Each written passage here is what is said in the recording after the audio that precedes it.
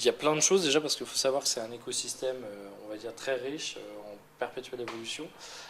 Donc on pourrait quand même reparler de Facebook, même si honnêtement il y a bien plus que Facebook sur les médias sociaux, mais c'est vrai qu'on peut quand même leur reconnaître cette capacité à avoir atteint 800 millions de membres, à évoluer des fois un peu trop souvent, mais en tout cas essayer de tester de nouveaux usages et des nouvelles possibilités, entre autres pour les marques. Donc c'est vrai que c'est une base très segmentée qui est quand même très intéressante pour les annonceurs. Évidemment avec il y a Google+, qui est la tentative de Google d'essayer de se lancer sur le sujet.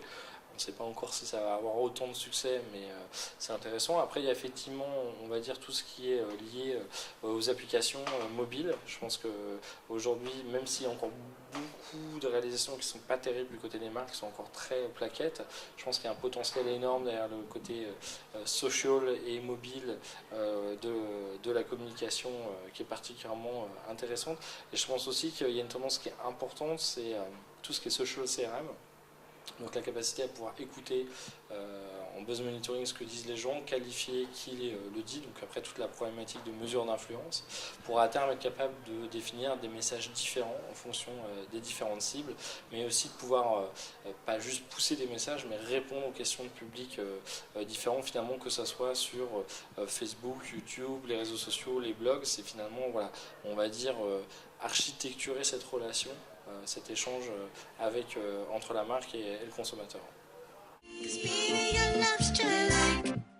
Alors les tendances à 2 ans, je pense qu'effectivement, on va dire sur le côté branded content et création de contenu pour les marques, je pense que on en parle beaucoup, mais finalement il n'y a pas encore grand chose et je pense qu'il va y avoir des vrais développements là-dessus. On commence à avoir des directeurs du planning éditorial, directeurs du contenu nommés chez l'annonceur, parce que la vraie difficulté derrière finalement tous ces canaux de communication, c'est qu'est-ce qu'on y dit, qu'est-ce qu'on produit comme contenu, et puis comment essayer de créer du contenu qui soit un peu moins publicitaire, plus interactif, plus participatif. Donc cette logique de contenu, je pense que c'en est une.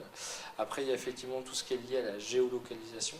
Donc c'est pouvoir faire, on va dire, des actions de communication pertinentes à un moment donné par rapport à où on se trouve. Donc on pense à Foursquare, mais je pense que c'est que le début, ou à des coupons qui vont être géolocalisés. L'idée c'est de donner le bon message au bon moment à la personne en fonction dont elle se trouve. Et puis après, je pense qu'il va y avoir beaucoup de choses autour de la télé connectée.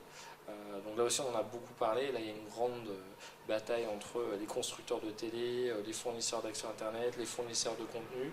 Mais je pense que ça va être vraiment intéressant de regarder comment on amène de l'interactivité. Est-ce que c'est via une tablette déportée par rapport à la télé?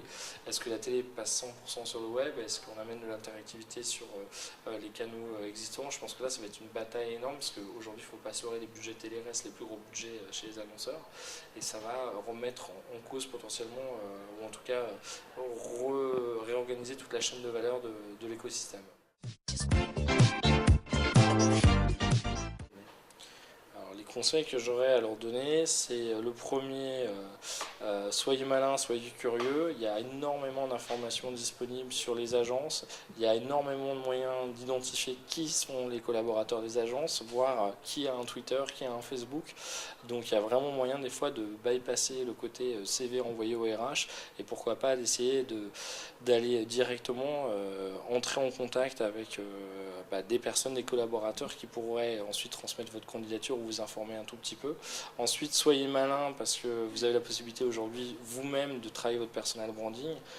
Ayez un compte Twitter, moi j'en apprends beaucoup plus sur un candidat de par un blog par exemple ou un compte Twitter, parce que je vois dans la durée comment il s'exprime, quels sont ses centres d'intérêt, quelle est sa capacité critique, quelles sont les choses qui lui ont tapé dans l'œil, alors qu'honnêtement un CV en quelques lignes, alors qu'on a peu d'expérience, on n'apprend pas grand chose, donc c'est une vraie opportunité. Donc créez-vous un blog et créez-vous des espaces, animez-les, montrez votre passion et plutôt votre potentiel, puisque quand on sort de l'école on n'est pas encore un énorme expert.